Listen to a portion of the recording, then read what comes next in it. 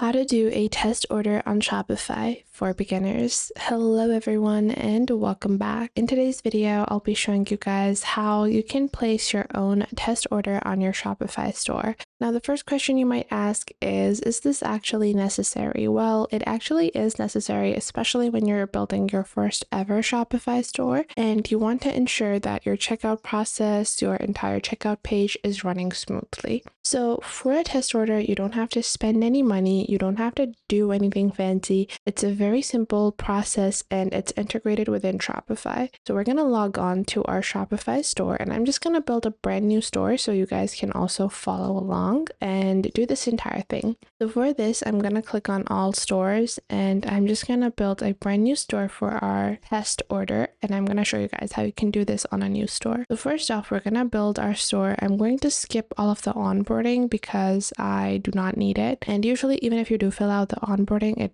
does not honestly make that big of a difference into how your store is going to look like at the end. I just like to skip this. And once I've skipped this through, I just like to move on towards the next step, which is going to be to actually set up my store. So the first thing I like to do is go into products on the left. Once I go into products, I am going to click on add product. Once you click on add product over here, you can add your product. I'm just going to add lipstick and then I'm going to add a basic description. So we're just going to describe it as lipstick. I'm going to generate a AI description. Then you're going to upload your image files. Obviously you can't, place a test order unless you have a product. So I'm just going to add that over here. I'm going to enter the price. And then the cost per item, profit margins, quantity, and then how much you have of this, shipping, any variants like colors or sizes, and then your category meta fields, as well as your search engine optimization. Once done, just click on save on the top right. And just like that, your product will now be added onto your Shopify store. So we're just waiting for this to be completed. I'm just gonna wait so this can be added into our store. And once this has been added into our store, we are going to now go into store customization. Now there are a few steps you need to complete before you can actually place orders or, make your checkout fully functional. First off, you need to remove the password on your site, obviously. Then you want to go into customize and customize the appearance of your store because nobody likes, a blank store. So I like to go into this section, select images. So I'm just going to upload my own images that I want to be using. And I'm just going to search for any image that is going to look good. I'm just going to open this up and then add this as our primary image and then just click on done.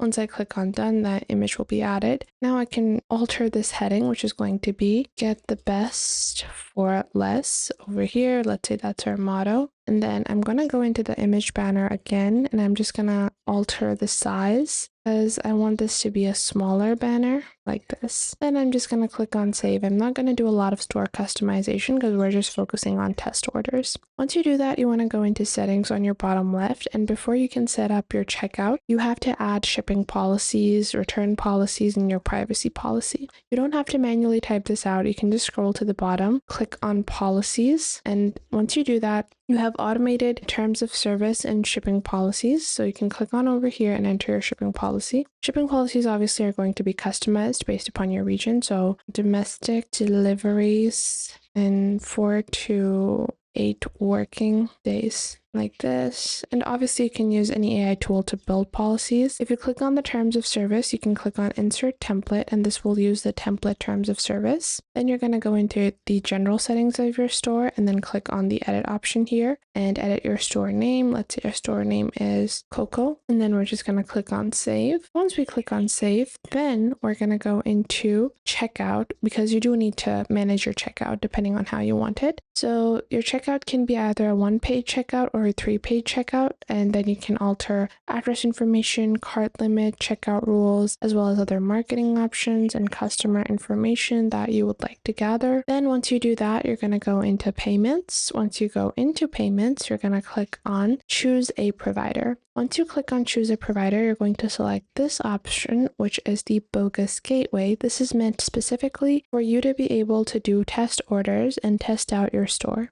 You're going to click on this, and you have three options in this. So if you want to simulate a approved transaction, you type in 1 in the place of the credit card number. For a declined transaction, you place 2, and for a gateway failure, you place 3 in the credit card number. Click on Activate over here, and once you click on Activate, this will now be activated.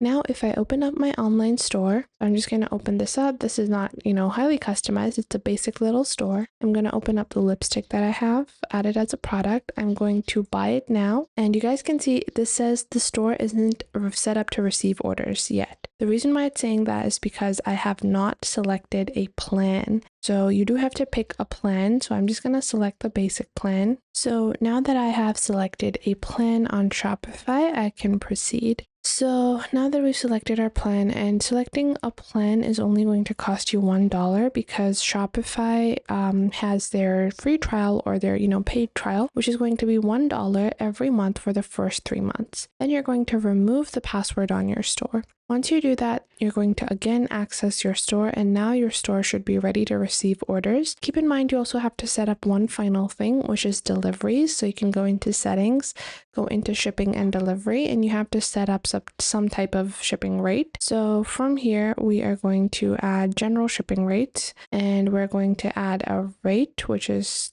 standard, that has been added. And then from there, if a customer proceeds to purchase your product, this is what the checkout page looks like. So I'm just going to add a random email, and then we're going to add this. And then you can see I want to simulate a approved transaction. So we're just going to do that. And the month is going to be 01/25, has to be 26 then. And then let's say our security card is 1, pop socket. And then we're going to click on Pay Now. Now, obviously, this is a fake card information. This is a fake order, but you guys can see this is the entire checkout experience for the customer. And then they can click on Continue Shopping. Now, if you go into your order dashboard, you will see you have received this order, and it shows as a paid order. And then you can click on your order, see how you can fulfill the order.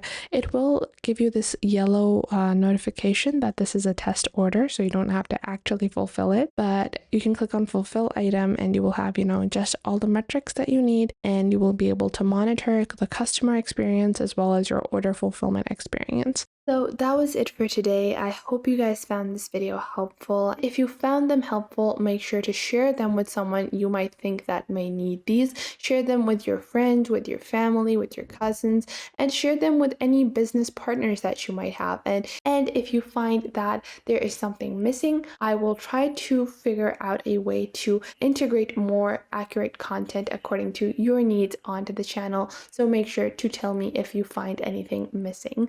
So that was it for today. Make sure to leave a like and subscribe to the YouTube channel, and I will catch you guys in the next video.